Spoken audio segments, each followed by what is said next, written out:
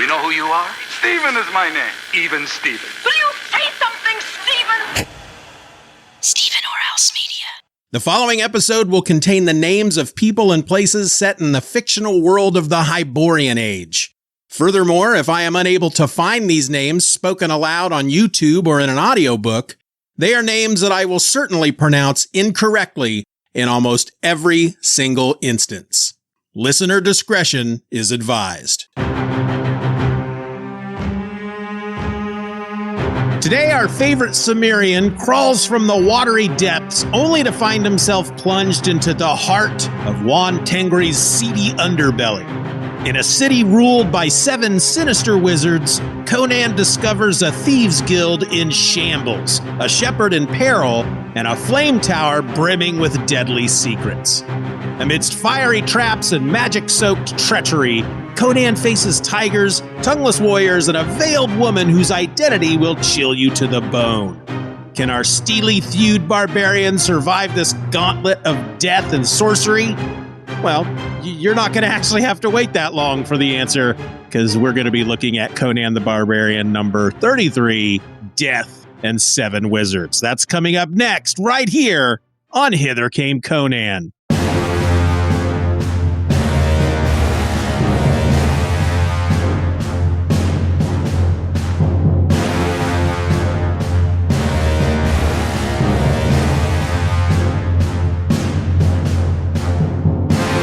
Welcome to Hither Came Conan, the podcast that's treading the jeweled thrones of Hyboria beneath its sneakered feet, one comic book at a time. I'm your host, my name is Steven, and every single night for the last 5 months, I have had the same dream. In the dream, I'm sitting at my computer and I'm staring at a blank Google Doc as a thunderstorm rages outside. See, I'd read Conan the Barbarian issues 33 through 38, and even had all the notes ready to record the Conan the Barbarian number 33 episode. But before I could record, I kept running into a massive brick wall. See, I was constantly finding myself either super motivated to record the episode, but with no time to do so, or I'd have great swaths of time open to record, but nothing in the way of motivation to actually make it happen. Plus, there were the roving bands of spandex-clad gnomes. 3 3/4 inch tall dudes and ladies hell-bent on keeping me out of the studio. And you can't forget the ham and cheese sandwiches. So many ham and cheese sandwiches. So many. Sorry, folks. It's been a weird 5 months. And you know what? I don't really want to talk about it anymore. So back off, okay? Wow, what a dick. Yeah, seriously, I am, of course, trying to use humor to point out the fact that there has been no new episode of Hither Came Conan in 5 months. Well, sweeping declaration. That ends today. Is that dramatic? Drama. See, this is a pretty darn special episode because, I wasn't able to really gather any motivation to do really much recording over the last 5 months. So, in order to get things moving, in order to motivate myself, I decided to do what Ed and I do with the Superman Super Show, and I am live streaming this whole episode. That means that there may be times throughout the episode where I stop to answer questions from the folks who are watching live. But to be frank, if you're watching live and you do have questions, please feel free to ask. But depending on the question or questions, I may seem like I'm ignoring them, but that's only because I will ask or read your questions and answer them near the end of the show for the listeners' feedback segment.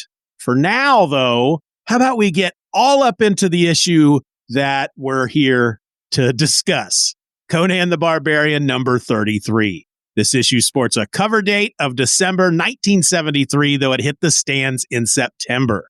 It sold for just 20 cents, and it is entitled Death and 7 Wizards. It was written by Roy Thomas with pencils by John Buscema, inks by Ernie Chan, the letters were by John Costanza, and Glynis Wein was the colorist. Into the boat!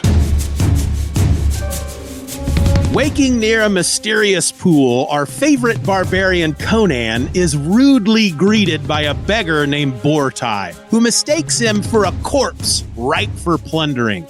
Spoiler alert, folks, Conan is not dead. He's just getting started. Crush your enemies, see them driven before you, and hear the lamentation of their women. After forcing Bortai to lead him away from the area, the little thief takes him through a labyrinthine cave system to the Thieves' Guild hideout. Conan, a former thief himself, feels right at home amidst the rogues and ruffians. While there, Bortai spills the city's dirtiest secrets. 7 sinister wizards have seized power in Wan Tengri, overthrowing the previous king and ruling through fear and magic. Oh, and Cassar, the shepherd who smuggled Conan into the city in the previous issue, he's been captured, and he is sentenced to die. Feeling a twinge of responsibility, or maybe just looking for an excuse to flex his muscles, Conan vows to rescue him. The rescue plan involves sneaking into the Flame Tower, a fortress surrounded by mystical red flames, and teaming with paranoid guards who look ready to turn on each other at the drop of a sword. After navigating underground passages, Conan and Bortai are separated. Conan finds Cassar, but it's too late. The shepherd has already met his grim end. Then, because it wouldn't be a Conan adventure without a twist, our barbarian winds up in an arena, summoned as the guest of honor by the 7 wizards. For their amusement, the wizards throw everything at Conan. Tigers, men, and a masked beauty who turns out to be no ordinary opponent. When Conan removes her veil, he comes face to face with Death herself, a fight that's bound to test even the Cimmerian's legendary metal. All right, so this is the second of the 3-part tale that, like I said in the previous episode, is based on the short novel Flame Winds by Norval W. Page, a novel that I remind you that is not a Conan story, but a Prester John story. Now, Roy didn't have much to say about the issue in his book, Barbarian Life, a literary biography of Conan the Barbarian, Volume 1. Or at least he doesn't have a lot to say that I found all that interesting. Actually, that's not true. He does point out a few bits in this issue that he had changed from what Page had originally written in his book, Flame Winds. But I kind of want to do a comparison between the comic story and Page's original version, probably in the next episode once the story is complete and I have then actually read Page's version, which I think I said in the last episode, I'm not going to read Page's version until I'm done reading the comic book version because I don't want to be spoiled, I guess. So, yeah. Steven's a genius! So, yeah, this bit here, this segment of the episode in which I typically fill your ear holes with a big bunch of behind-the-scenes info, that's going to be pretty short. How short is it going to be? Well, considering that we've reached the end, that's how short it's going to be. So yeah, get your affairs in order, prepare your mind hole, because we are about to dive.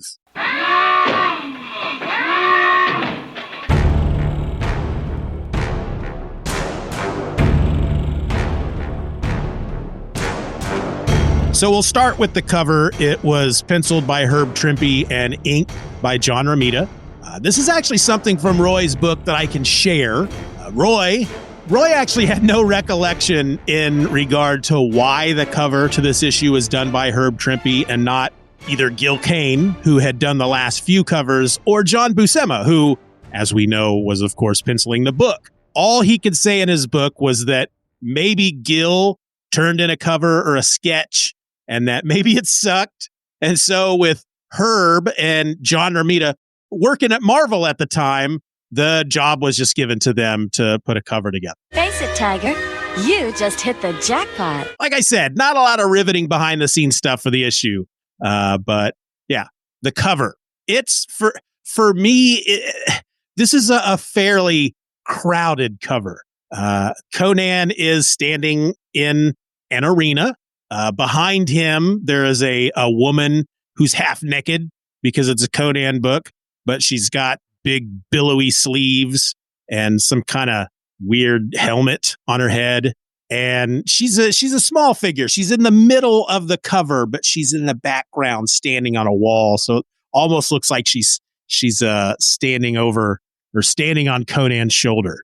If you're watching live, you can see the cover. But she's standing on this wall and she's yelling, "Cimmerian! To win the priestess, to save your own life, you must face the Gauntlet of the Seven Deaths."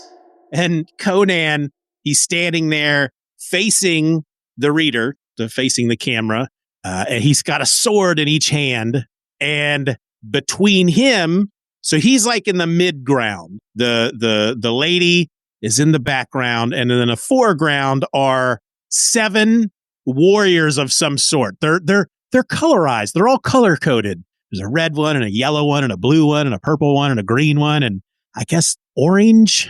I don't know what that other color is, but they are. There's like 3 of them on one side, 4 of them on the other side. They're creating basically an aisle down the center of the cover, and then standing right dead center in that aisle is Conan holding his swords, and he's responding to the lady on the wall behind her by saying, "Then face it I shall," because he's a badass. He's a bad dude. I mean, it's a crowded for me. It's very crowded. There's a lot going on, and it's only because there's so many people on the cover that it makes me a little antsy when I look at it. I don't like seeing all that happening on the cover. And then the choice to give it a white background, I actually like that. But yeah, it's not one of my favorite covers. We get into the book, and the first thing we have is one of these fun, famous name prizes or cash ads, where, I don't know, I never signed up for this kind of stuff, but apparently you sold things and you'd win prizes based on how much you sold. I didn't like selling stuff. All right, we get to the first page of the story, and in the previous issue number 32, it ended with Conan following that woman into the pool inside that dude's house. Is the guy's name here on this first page? I don't remember what that dude's name was.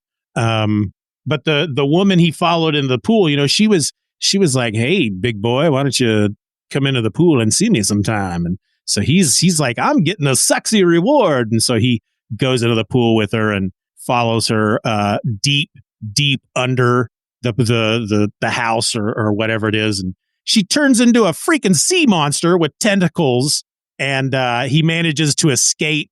And the previous issue ends with him pulling himself out of this pool, the other side of the pool, which is now outside. It's like a courtyard outside the guy's house. But Conan pulls himself out of the pool. Conan pulls himself out of the pool and collapses on his face right there at the side of the pool. And he is covered in these red welts from all the suction cups there on on the freaking sea creature, the octopus lady monster from the previous issue. But the last thing you see in the previous issue as he's laying there unconscious is some dude comes out of the shadows, climbs down from the roof of the house, and we assume that he's going to kill Conan. And so this is is a kind of a cliffhanger ending. And so this is how we see that, I guess, play out. So this guy that creeps out of the shadows and comes up to Conan, his name's Bortai. He's a local. He assumed that Conan was dead. So he had just come to pick his pockets, basically. And so he is crouched over him, and he sees a pouch, a purse of some sort tucked into the back of Conan's belt. And he's pretty happy about that. This is, we also get this. This is our title page, this first page. So we get the title, Death and Seven Wizards. Tells us that it was freely adapted from the novel Flame Winds by Norval W. Page, and it was used by permission of Condé Nast, who is the copyright holders. So he turned the page. Like I said, Bortai is crouched over the prone form of Conan. Bortai thinks that Conan is dead. He's about to sneak this purse out from under Conan's belt. He actually does grab the purse out from under his belt, because when you turn the page, we learn that Conan is very much alive. He has sprung into action and has reached out to grab Bortai's wrist the wrist of the hand that is clutching the purse and forces him to drop the purse. And this is where Conan starts calling him Monkey Face, which not a big fan, not a big fan of that moniker, that nickname that he gives Bortai here. But they start arguing. Basically, Conan's like, "Hey, you tried to steal from me," and Bortai's like, "Oh no, man, I thought you were dead. I was just checking to see if he was okay. I just wanted to make sure he was all right. I had to move the purse of money so I could check your pulse and stuff, dude. It's okay." But they don't really get too deep into the argument before Bortai points out to Conan that suddenly the courtyard is filled with soldiers. These are the soldiers that had been chasing Conan in the previous issue, and now they've caught up to him. And so Bortai and Conan beat feet. Bortai leads him out of this courtyard. They climb up a wall, and Bortai learns that Conan is just as fleet and an expert. He's just as fleet of a climber. I don't know how I wanted to say that. He's a damn good climber, basically. We know that about Cimmerians. But they managed to get over the wall as the soldiers are firing arrows at them. But they managed to escape. Bortai leads him into the underground caverns. The whole time, actually, because when we turn the page, they're kind of sneaking through town. And if you remember from the previous issue, as the sun was setting for the night, the flame winds would start speaking to everybody and tell them that they needed to be inside the gates within 1 minute or something. You know, if they were caught outside the gates after a certain time, they'd die or whatever. And when Conan steals somebody's purse, the flame winds call out, "Hey, we got a thief over here, folks. He's over here. Look, hey, everybody, come get him. He's a thief." But it's basically like a mystic, a magical PA system, public address system for the town.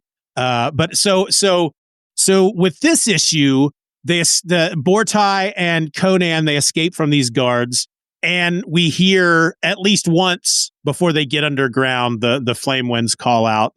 Apparently everyone who's not one of the seven wizards, the flame winds consider a slave, because it calls everybody slaves. But it says, "Wait, slaves, wait for your betters." But yeah, so Bortai takes Conan underground. Conan learns that Bortai is part of a local thieves guild. The rest of the members of the thieves guild are down there, but they are very poor. They're dressed in rags. They're forced to live underground because these wizards, one of the things that they do is there's seven of them. And because we learn here real quick after we get we turn the page and we get a ad for a bunch of iron-ons, which was a thing back then. We got to keep on trucking iron-on. Looks like there's a Popeye. Let's see. Captain America, Yamaha. There's a frog at some point. I don't know what the frog means. Incredible Hulk. I think that's a Sean Cassidy. Good Lord. Spider-Man. But turn the page again. Still not back at the story. Now we have a ad for the old Charles Atlas ads. Those are great. Turn the page one more time. We're back into the story. And this is where Bortai tells Conan the story. This is how Wan Tengri has gotten to where it is now. And I wanted to tell that bit before I talk about why the Thieves Guild here in Wan Tengri do not seem to be very I can't think of the word that I want to say. They're not doing a very good job of going out there and earning that cheddar. Life ain't nothing but bitches and money. So then we turn the page again, and Bortai is telling Conan basically the story of the seven wizards, how they came to Wan Tengri and why they rule now. There was a king in Wan Tengri at one point. Wan Shi was his name. He was also a sorcerer. But one day, these seven wizards show up in town. Bortai has no idea where they came from. They just kind of appeared one day. It was the seventh day, apparently. The seventh day in the seventh month, and they showed up each in robes of a different color, 7 colors. Think of the colors! So these seven wizards, each wearing robes of a different color, 7 colors. They show up in Wan Tengri one day, and they turn the king, Wan Shi, into a pile of scattered ashes, is what how Bortai describes it. Then these wizards build the flame tower, and Bortai says that the far-darting fires fall with lethal fury on any caught outside the gates after nightfall. So 7 wizards come in, kill the king, build a tower that's basically there to burn people to ash if they don't follow the rules ultimately. And this is now life in Wan Tengri. And what we learn here is that these 7 wizards like to go out into the town. They just like to go out and hang out with folks, see what's going on. They do it undercover boss style, where they go in disguise so they can just go out there and hang out and see how everything's going and spy on people and junk. And so when they do that, of course, the thieves in town don't know that it's one of these 7 wizards walking around. They just see somebody walking around town with a big fat purse of gold hanging from their belt. And so they steal from them and then get it back to their headquarters, and the gold disappears because the wizards have this freaking spell or something that they put on all their valuables, so that if somebody steals it from them, it disappears and returns back to that wizard. We also learn here that the king of Wan Tengri, Wan Shi, who is now dead, burned into a pile of ashes, he had a daughter, but the 7 wizards have imprisoned her in the flame tower. And Bortai points out, they say she is very beautiful and perhaps a sorceress as well. But of course she cannot fight all the 7, so there she remains. Conan, who is sitting on the ground at this point, drinking out of a bowl, he's curious. How does Bortai know so much about what happened? And Bortai tells him that he stole into a temple and a god whispered certain secrets into his ear. And to show that he's telling the truth, he swears by his mother's mustache. Ha ha! A woman with a mustache. Yeah, Roy, he's funny. So the story now has been told of who these 7 wizards are. Conan has eaten, or he's had a bowl full of broth, but he's done for the night, and he finds a bed somewhere within these caverns, and he passes out. Hither Came Conan will return after these messages. Hello there. Come on in and welcome to the Fantastic Pour. I am your host, Brett Young, and this is the podcast serving up comics, cocktails, and conversation for your listening pleasure. Every episode, I'll welcome a guest to the Fantastic Lounge to explore one of their favorite comic book characters and cover a classic story in which they're featured. And what pairs better with great literature than a delicious drink? Based on my guest's ingredient of choice, we'll mix up a cocktail or mocktail to enjoy in the Fantastic Lounge while we talk comics, mixology, history, and whatever else comes to mind. So join me every month for the Fantastic Pour, open for business by the Fire and Water Podcast Network.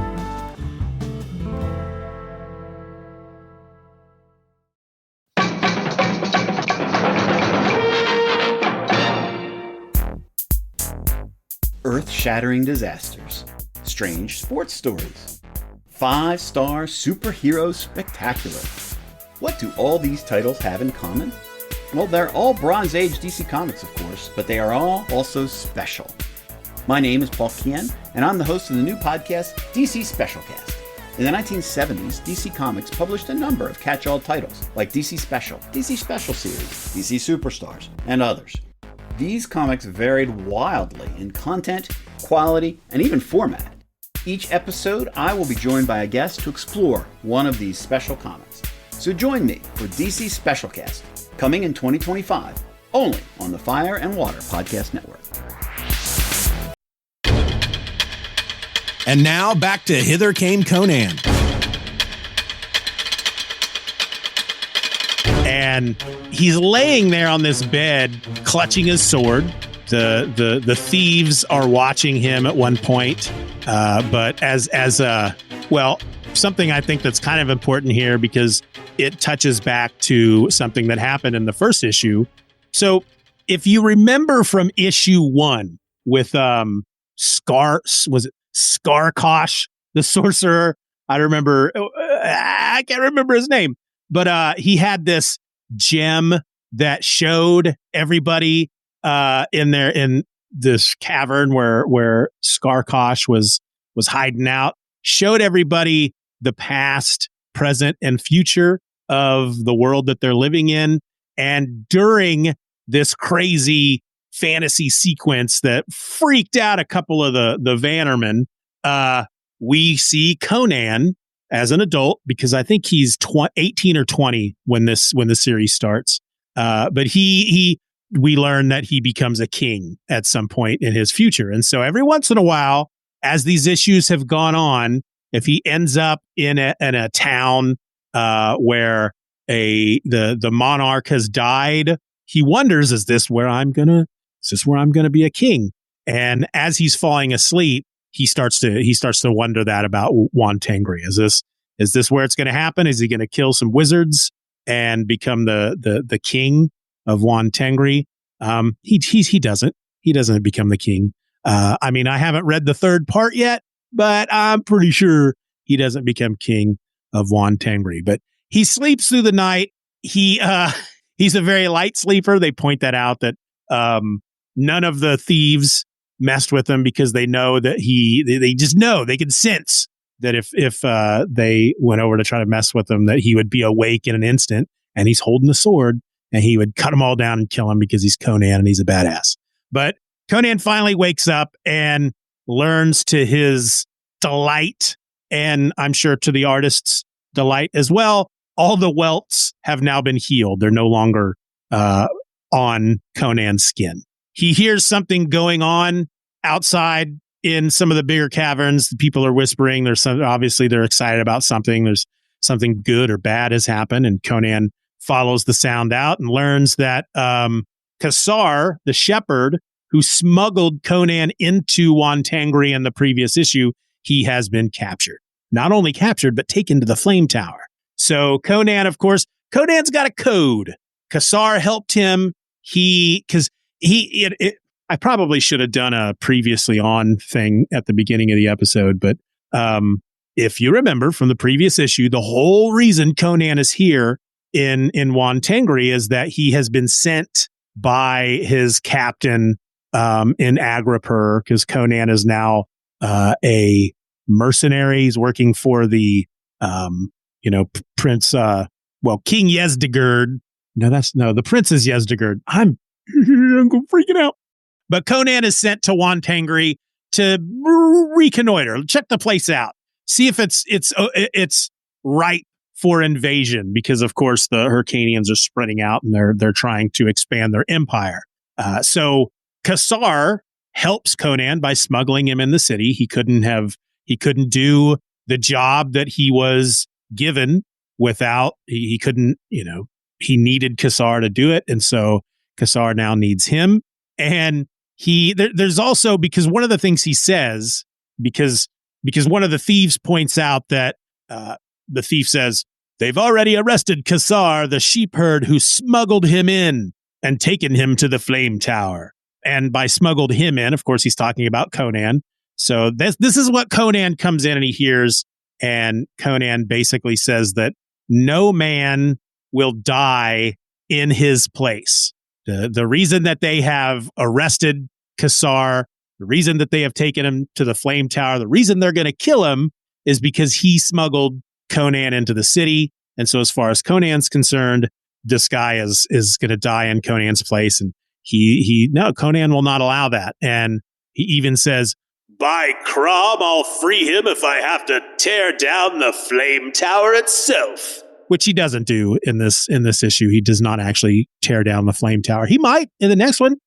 Pretty cool to see. He does do a couple of cool things in this. We'll get to it. The next page is like the there used to basically be classified ads in comic books back in the day because they just rent little, people could rent just these small spaces out. So there's just this weird collection of ads. Let's see, what's this one? Yeah, I'm not going to go through all of them, but you can learn karate. You can send a thing in to learn karate. You can learn how to hypnotize people. There are x-ray specs, that kind of stuff. The next page is also an ad, and it's for the magazine Grit, which I never sold, but it was also one of the things if you signed up to be, teenagers would sign up to sell this magazine Grit, and they could, depending on how much they sold, they could win prizes, basically. I hated selling stuff. I hated it. Hated it. So back into the story, Bortai has agreed to take Conan to the Flame Tower. They don't want him to go at first. Bortai does not want him to go. The Thieves Guild has kind of very quickly decided that, they're in rough shape. They can't steal stuff. But here's this outsider, this big muscular barbarian who so far has been kicking a lot of ass and is not, the wizards and the Flame Winds have done jack shit to Conan. And these thieves are starting to think that maybe Conan is supposed to be there to take over the Thieves Guild and pull them out of, here we go. Ready? There it goes. Here it goes. They're hoping that he will pull them out of poverty and place them into posterity. Not posterity. That's not right. Posterity. I don't freaking care. The word you're looking for is prosperity. Anyway, eventually Bortai agrees to take Conan into town and guide him into the Flame Tower. As they're going through town, after you skip a bunch of pages that have nothing to do with the story, they used to do this thing back then. If you're looking at the original comic, I'm looking at page 10, and underneath that final panel, you get a piece of text that says continued after next page. So the next page is the Hyborian page. It's the letters page. But then there are 2 pages of ads, one for Formula One racer car toys, and then one for a drafting kit for, if you want to be a drafter, which I took drafting in high school. I had my own drafting kit that was old and used that we bought from the school. Anyway, that takes us into a double page spread, this really great double page spread, because basically what's happening here in this issue is that Conan is being led to a tower to rescue somebody who has been imprisoned by wizards. And he starts to realize that a lot of the adventures he's been getting into recently have to deal with towers, wizards, and or some kind of weird, crazy monster. And so I don't remember the issue numbers off the top of my head. And had I been a smarter man, I would have looked all that up beforehand and put it in the notes. But there's the issue where he fights the winged man, dark skinned winged man in the tower. There's the issue that that's part of this double page spread. There's the issue where he has to go up against the cult with the giant bat. That I think there was a tower involving there. Of course, the Tower of the Elephant. They make reference to that, and the God in the Bowl, which didn't have a tower in it, but it did have a wizard because Thoth Amon was tangentially involved in that story. And we also get to see the bit at the end of the story arc that had Red Sonja in it. And she had come to the city under the guise, this Hyrcanian city, under the guise of protecting it. But she was actually there to steal something out of a tower that was a magical item. And I'm sorry, I forgot what I was going to say. What was I saying? So back to the story. On the way to the Flame Tower, Bortai actually takes Conan on a bit of a detour. He wants him to look over.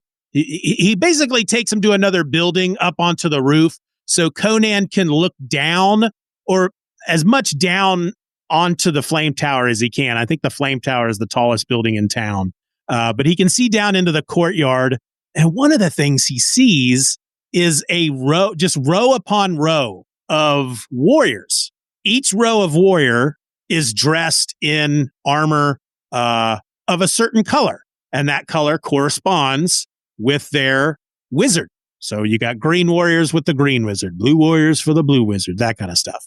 But basically what we're looking at down here in the courtyard is, so each wizard has their own fighting force. They have their own army, basically, their own secret police, their own armed guards. And you know which group of soldiers belongs to which wizard because, again, they're all color coordinated. Well, using the idea, I guess, of what do they call it? A nuclear deterrent, where the reason why Russia and America didn't go to war all those years is because nobody wanted to launch their nukes, because they knew that if America launched, Russia's just going to launch theirs, everybody's going to die. So if everybody's got nukes, nobody's going to use them, right? That's kind of what they're doing here, but it's like you've got, so front and center of this last panel on page 16, you've got 2 rows of warriors. Each row consists of 6 warriors. And the funny thing is that they all looked, it's not just that they're wearing the same armor. So the warriors for the green wizard, they're all wearing the same armor, which makes sense. It's like a stormtrooper would, but they all have the same haircut. They don't actually all have the same beards. This guy didn't have a beard at all. And so, of course, it makes them all look alike. And then the blue warriors, they're actually facing off against the blue warriors. They all have the same blue bits of armor and the same top knots. And they look like they're all clones, basically. But they're all just standing there facing each other, each one with their sword drawn and the tip of the blade at the opposing soldier's neck. And they're just frozen like that. And so that's their nuclear deterrent. There you can see more rows of different colored soldiers in other areas behind them and stuff. And so these wizards don't like each other. They don't trust each other. They're working together because it brings them each, a bit of power. That's what it's all about, power and money. Life ain't nothing but bitches and money. But they don't trust each other because they're evil. And of course, the one thing that, the big theme with a lot of fantasy books and movies and whatnot is that evil will eventually turn on itself. And that's the advantage that the good guys will always have. But here, they're literally just constantly at each other's throats. So much so that they have to have all their soldiers out there just literally standing there with their swords to each other's throats, ready to just start killing at a moment's notice, just in case, shit starts to kick off.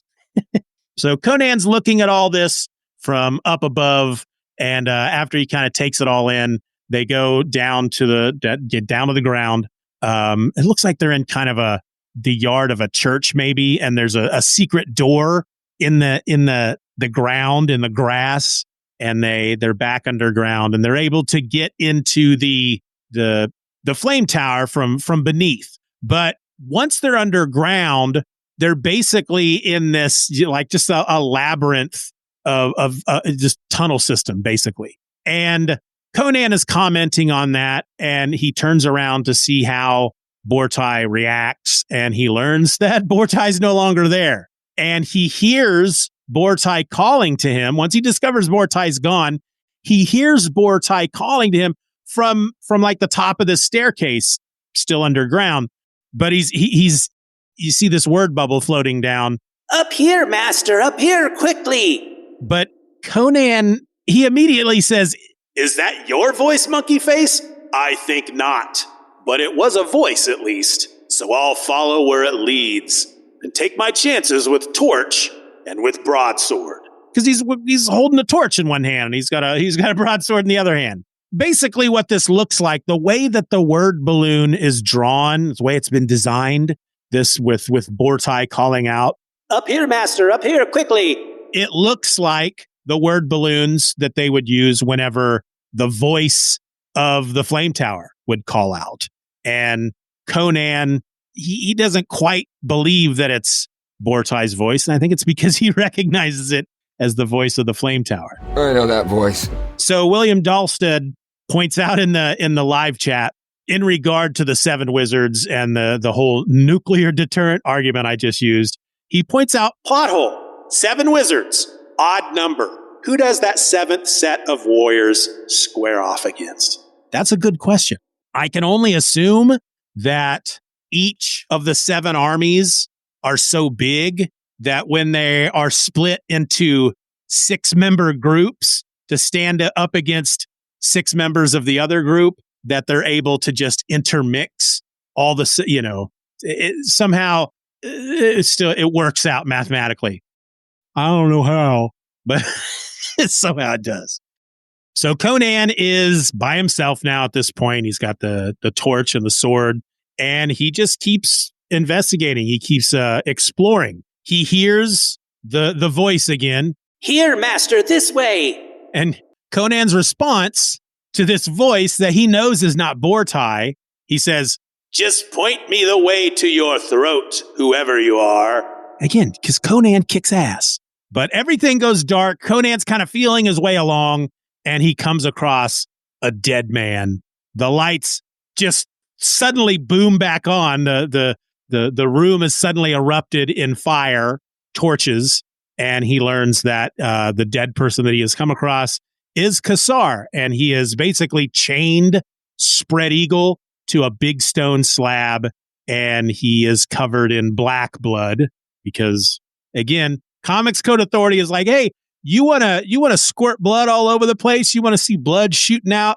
You want to cut off somebody's arm and have blood shooting out of it? That's fine. It just can't be red, which is just dumb. That's the stupidest thing I ever heard. And it's no wonder this was around the time when the Comics Code Authority they were getting less and less strict. They were kind of just losing their power, basically. And I think a lot of creators around this time were starting to just kind of test those boundaries. And then within the Comics Code Authority, some of those people are, it's all right. That's a lot of blood on that page, but it's black. It's cool. Whereas somebody else might be like, it's a lot of blood on that page. I know it's black, but it's very obviously gallons of blood that have been splashed all over everything. You guys have to fix that. But I just find that kind of stuff kind of interesting. So Conan, like I said, he stumbles into this room. Everything is dark. He stumbles across a dead body. The room erupts into light. The dead body is Kassar. He's laying on his back, spread eagle, chained to a big stone slab, like someplace where you would sacrifice somebody. But then when we turn the page, we notice that it's not just a room. This is the arena. And surrounding him are 7 segments of these bleachers, basically. And each segment is a different color.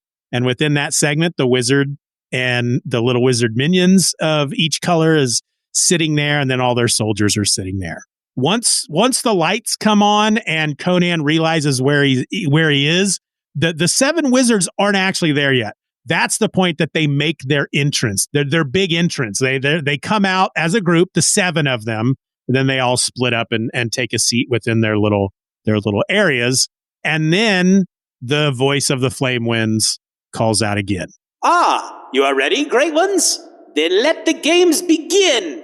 Something about that fills Conan with an icy fear, and the voice continues. Now, Barbarian, hear the judgment of the 7. You shall wage 3 battles ere the dawn breaks without, and you shall win honor or death. We got another classified ad section of the comic. I'm not seeing any in this one, but some of the very earlier issues of Conan, you'd get to one of these pages and suddenly you'd realize that there someplace was trying to sell Nazi memorabilia. So that's fun. Fucking Nazis. But there's an ad here to be a locksmith. Go to Locksmithing Institute. There's an ad to get free powerful muscles fast.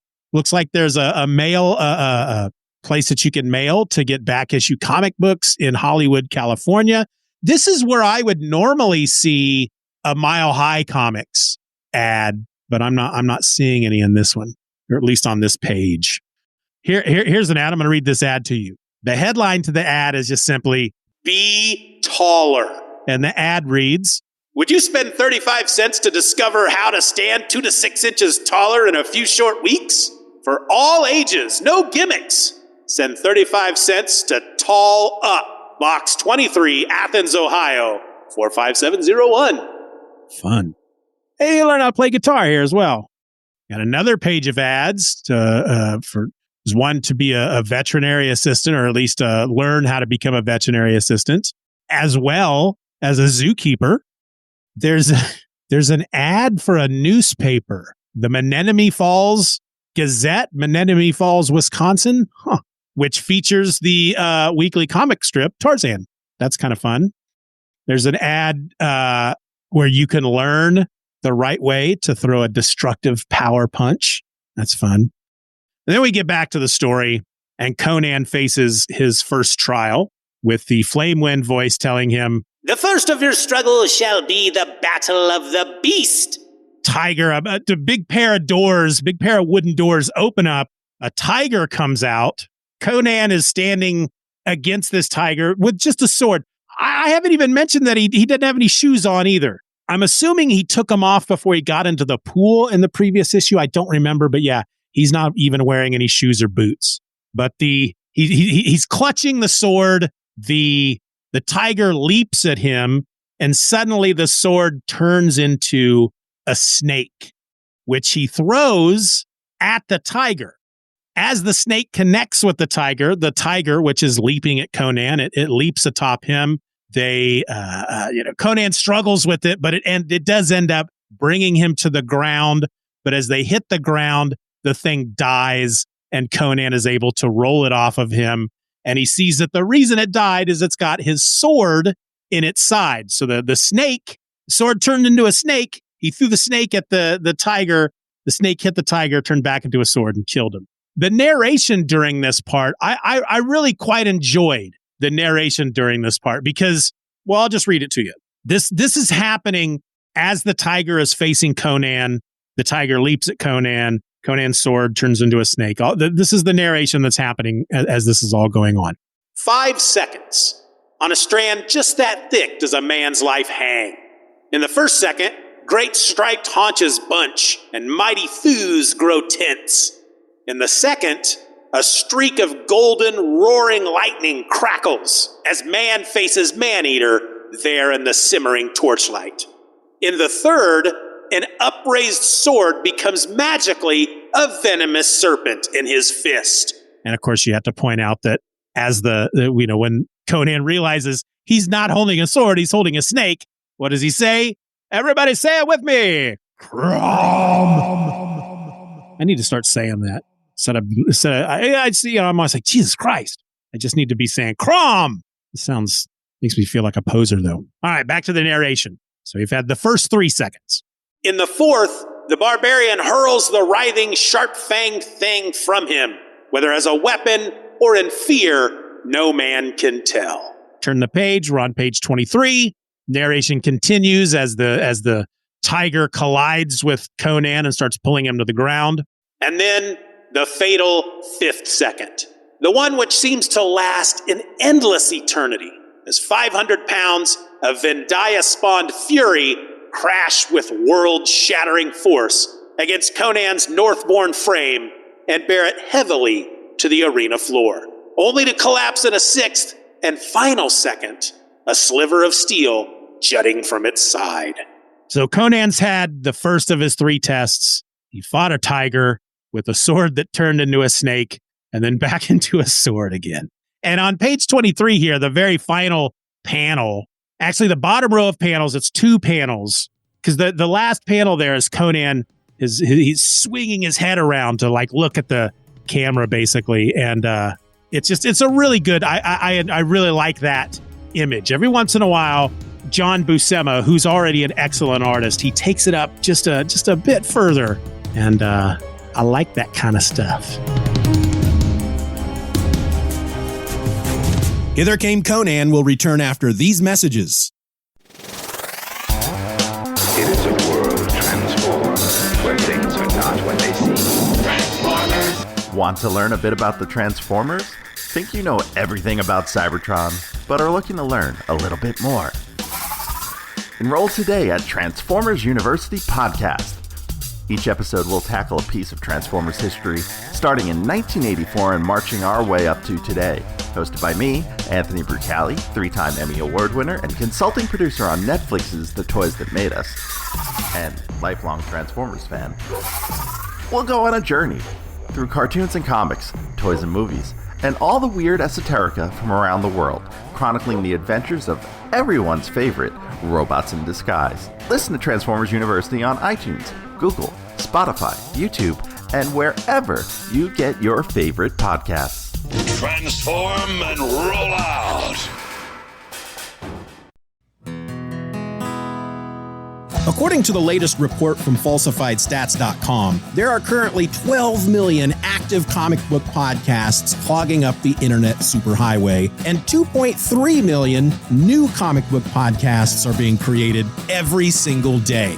If you're looking for something a little different, then let me tell you about Mike's Comic Shop Roadshow. Mike travels the globe and visits comic shops along the way, talking to the owners or really just whomever happens to be minding the store that day. And it's through these conversations that you'll meet some wonderful people and learn how comic shops are run in places like Murfreesboro, Illinois, and Liverpool, New South Wales, Australia. So check out Mike's Comic Shop Roadshow, a truly unique comic book podcast among billions of the same old, same old. Find it now on Apple Podcasts, Spotify, or wherever you get your podcasts.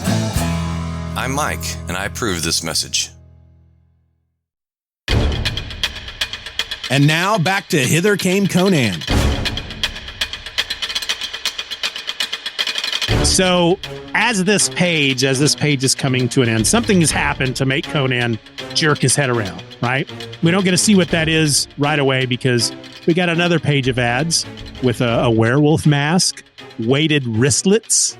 You can buy a smoke cloud, another muscle book, Muscles of Steel, another place you can learn karate, joy buzzers, onion gum, a lot of fun stuff. Ooh, and a Raquel Welch pillow. And have Raquel Welch dropped on top of me. Dropped on top of you. Oh yes, not calmly. She's got a big bottom. After that is an ad for, what is this for?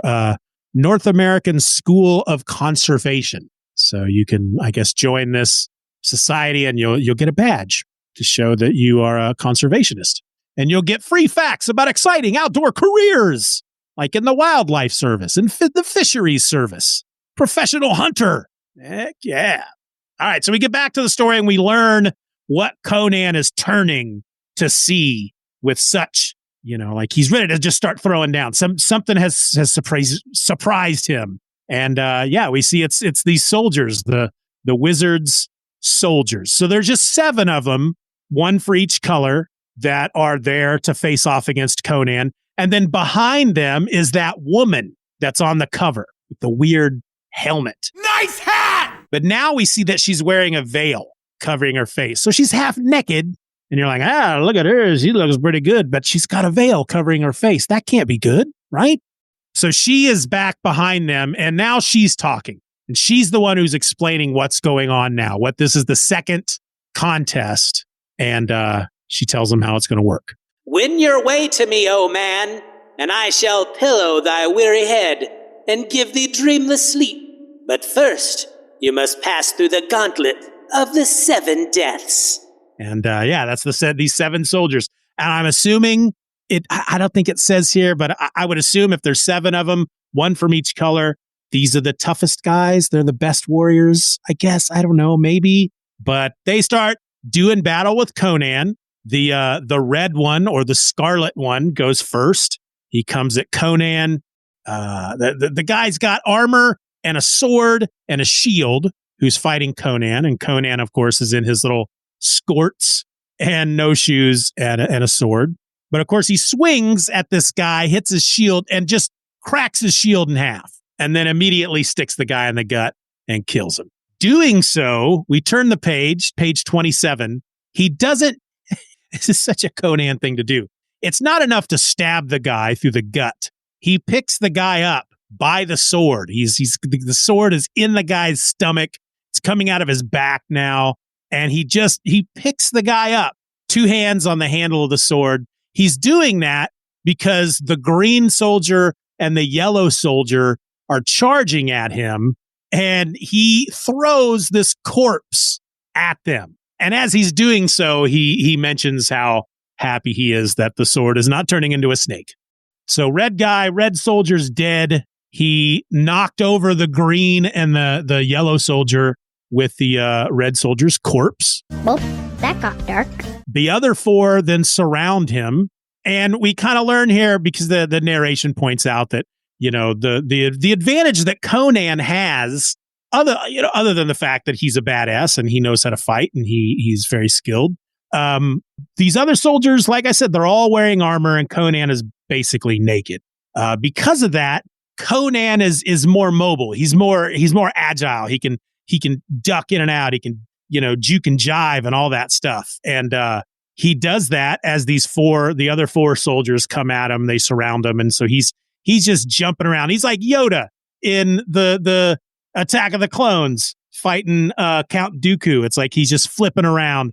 And at the final panel on page 7, the previous panel, he's leaped up into the air as one of the soldiers tried to cut his legs out from under him.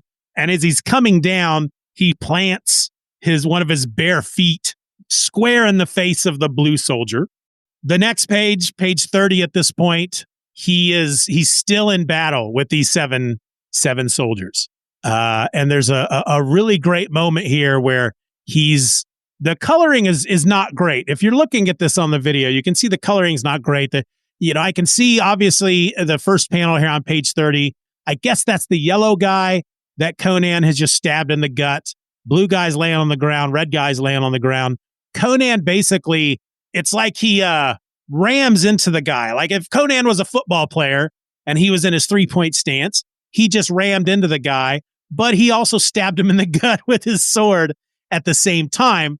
So his momentum causes the yellow guy to start falling back, and Conan falls with him, flips over him, lands on his back. The sword comes out of the guy's body. That's the third panel on this page. The sword has come out of the guy's body as Conan lands on his back, and there's a stream of blood connecting the body to the tip of the sword, which is really cool.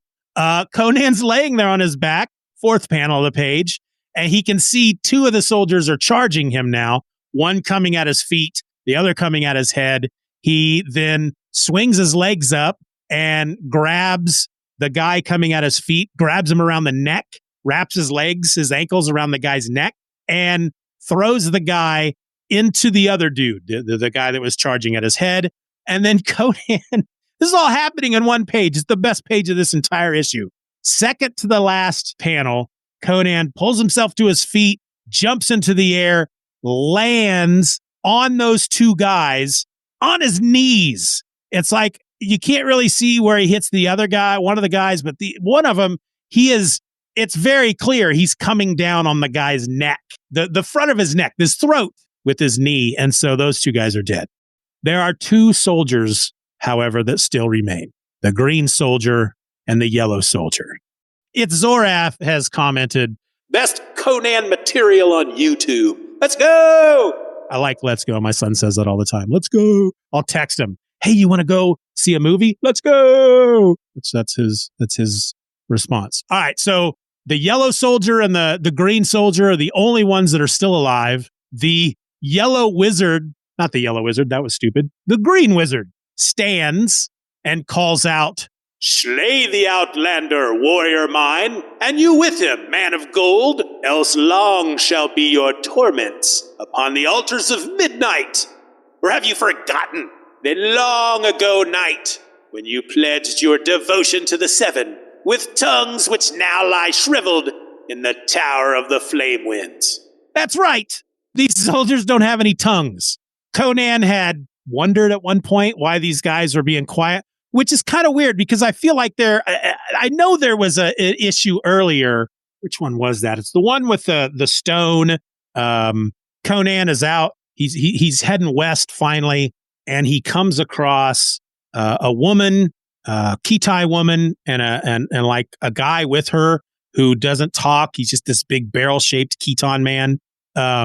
I know that when Conan fought that guy, Conan, they mention in the narration that the guy doesn't make any noise when Conan fights him, and Conan's fight. The Cimmerian way is not to boast and call out and whatnot when you're fighting. It's just to get down to business. And so that's the way Conan liked it. But I feel like he's almost kind of, I can't find where it says it, but I feel like when I reread this last night that there's a bit where Conan feels kind of like it's off-putting that these guys aren't saying anything. And then we learn that they don't have any tongues. But the yellow guy and the green guy, the Power Rangers that are coming after Conan. And so Conan throws his sword at the yellow guy with such strength and force that it goes through his shield into his chest and out his back and kills him. But now he doesn't have a sword. He's got one guy left, but he doesn't have a sword. The green guy comes at him. He tries to stick Conan with the sword. Conan ducks under it, picks the guy up, and slams him head first into the ground. So that guy's dead. That I think is there's a part of me that's always creeped out when shows and whatnot go, it's the best kill of the issue or the best kill of the episode, the best kill of the movie. But I'm a hypocrite. That was the best kill of the issue. Anyway, so Conan wins. He's bested the first contest by killing the tiger, and now he's won the second contest by killing the 7 soldiers. And he calls out, hey, I won. Give me my prize. I want the lady because she's hot. And so he starts climbing the steps, and the woman with the veil is calling out to him, Go claim your prize, at least, Barbarian. Yes, warrior, come to me for thy reward. My hair has the fragrance of myrrh, and I shall sing thee sweet and endless songs. Conan points out that her voice is very musical, but as he approaches her, being Conan, this is totally something Conan would do. The first thing he does is he rips the veil off of her face. And we see that her face is a skull. She is Death. Death is betrayed in the... Betrayed? Death is portrayed in the Marvel Universe as a woman with a skull face. And that's who this is. And she actually says it. It's not that we as Marvel readers are, I bet that's the same Death that's in the main Marvel Universe. But he rips the veil off of her face, calls out, Mother of Mitra, when he sees the skull, and she has a little speech to give him as the issue ends. You are a fool, Cimmerian. If you had let me caress you, you would have drowned in easy forgetfulness, painless nothingness. But now you'll suffer before you know the final piece of blessed oblivion. Do you not remember, O man? The Flame Wind spoke of 3 battles. The battle of the beast you've won, and the battle of the men. The Flame Wind whispered that you would win either honor or death. And I am Death! She actually doesn't cackle, but I felt like it needed a cackle. And that's how the issue ends. You get at the very bottom. Next, Fury in the Flame Tower. And then we get an ad for more muscles. Gain weight, be muscular and admired. It's Hercules 2. Is that this is called? Yeah. Yes, you too can have a body like Mr. Perfect Physique Saul. He followed our Hercules 2 muscle building course. Whatever. It sounds like a lot of work. So yeah, it's a fun story. I had a lot of fun with it. The first part, issue 32, wasn't as good as this one. And so when I finished issue 32, I just kind of wasn't all that as excited to get into the next 2 issues. But I really enjoyed this one. This was a fun one. I liked seeing Conan just be Conan. He just kicks a lot of ass in this issue. And I always like seeing that kind of stuff. And I like it when they come up with new and interesting ways for him to just throw people around and kick ass. That always makes me happy for some reason. So what did y'all think? Did you like this issue? Did I fail to mention something? Did I get it all right? Let me know. Send an email to feedback@hithercameconan.com. And who knows, maybe I'll read it out on a future episode. Everybody out!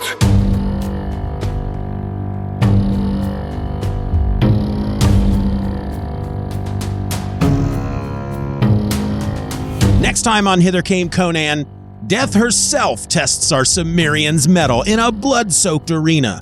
only to restore him with the secret to unmask Wan Tengri's hidden power. Beneath the looming flame tower, Conan and Bortai fight Lion and Sentry, free a captive princess, and ignite a citywide revolt against the 7 wizards, only for the princess's magic to snatch back his treasure and transform his grand ship into a leaky skiff. Will Conan survive this sorceress betrayal and reclaim his spoils? Find out next time as we grapple with Conan the Barbarian number 34, The Temptress in the Tower of Flame, published in October of 1973.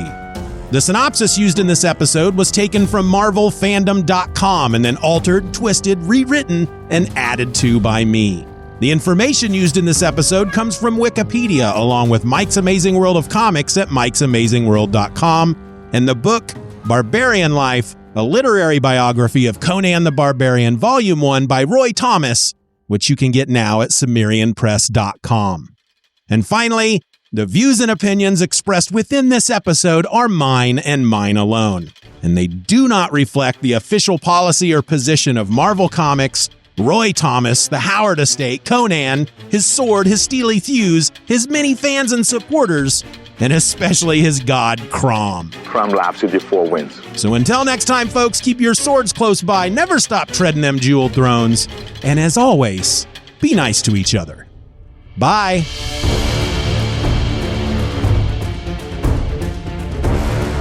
I want to thank you for listening to this episode of Hither Came Conan. Questions and comments can be directed to feedback@hithercameconan.com. If you enjoyed the show, you can help to boost our presence online by leaving a rating or review on your favorite podcast app. I also invite you to join our subscription program, Steven or Else Beyond, and in return, you'll get episodes of Hither Came Conan and every other show under the Steven or Else media umbrella early and ad-free. Check out the link in the show notes, or just go to hithercameconan.com to sign up today. Hither Came Conan is a presentation of Steven or Else Media. For more nerdy content hosted by me, check out SoManyPodcasts.com. All links will be in the show notes.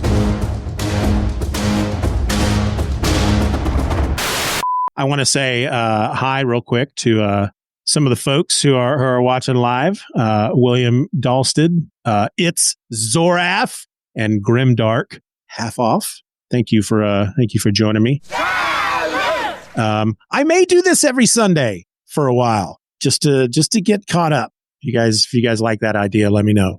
All right, I am live. First ever Hither Came Conan live stream. It's kind of my way of trying to motivate myself to start recording some Conan episodes again.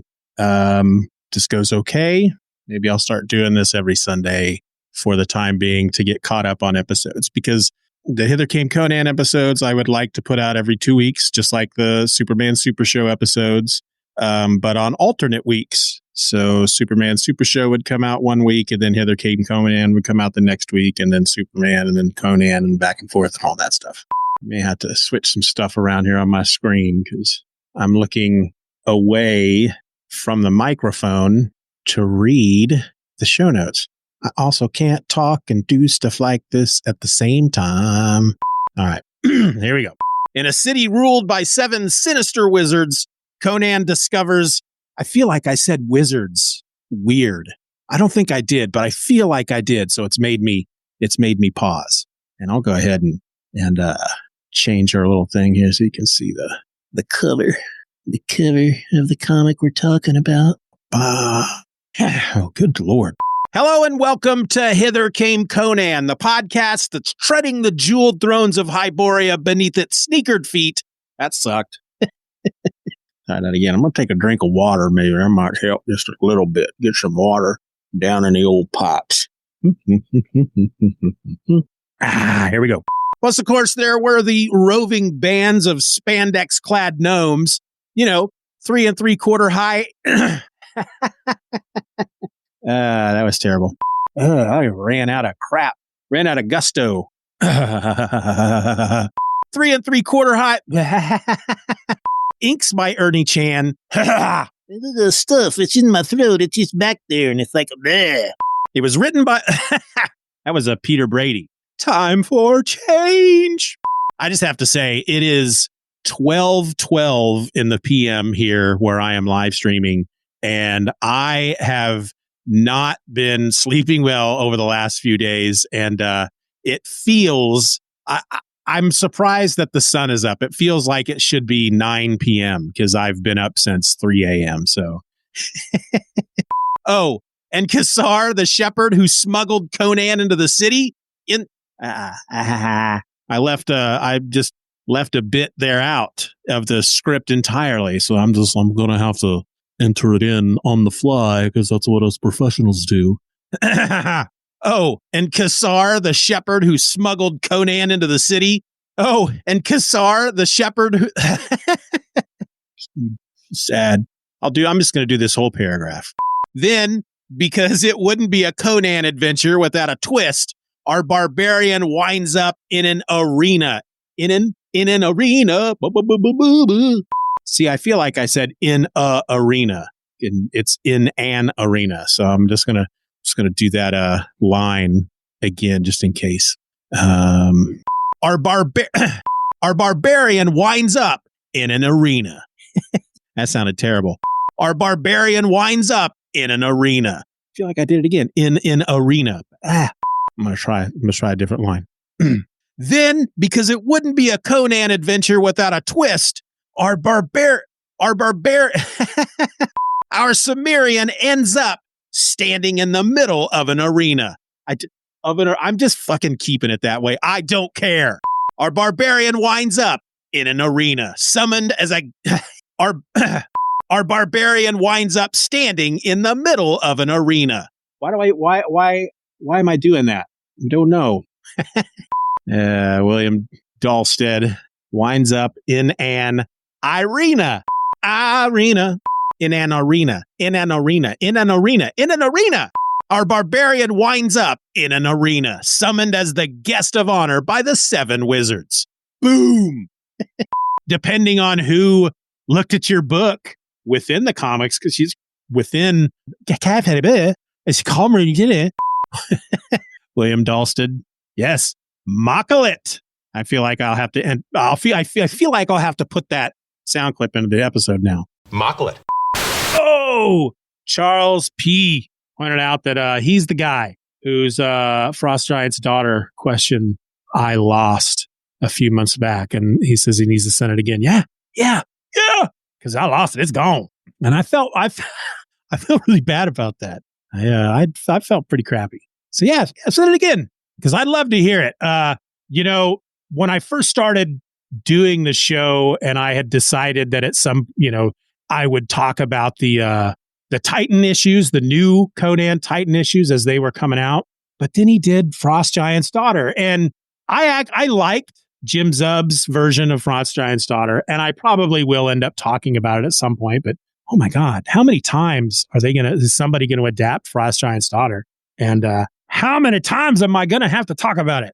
William Dahlstead said, thanks for doing this. I love seeing it live. I had fun. And like I said, I decided to do this because it gives me, I don't want to say it forces me to make these episodes because, I'm a neurodivergent. So there's a lot of reasons why I won't start recording an episode. It's like, if you listen to the Superman Super Show, it's the show I do with the co-host, Ed Moore. We've never met other than communicating through StreamYard.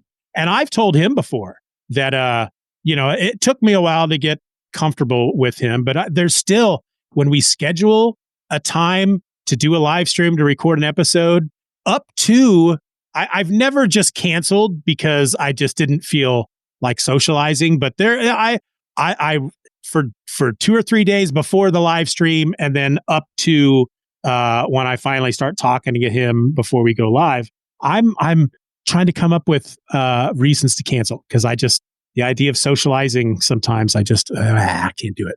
I just don't think I can move through life knowing that a guy named Steven did this to me. How could you let this happen, Steven? Your podcast sucks. Enough talk. Great Crom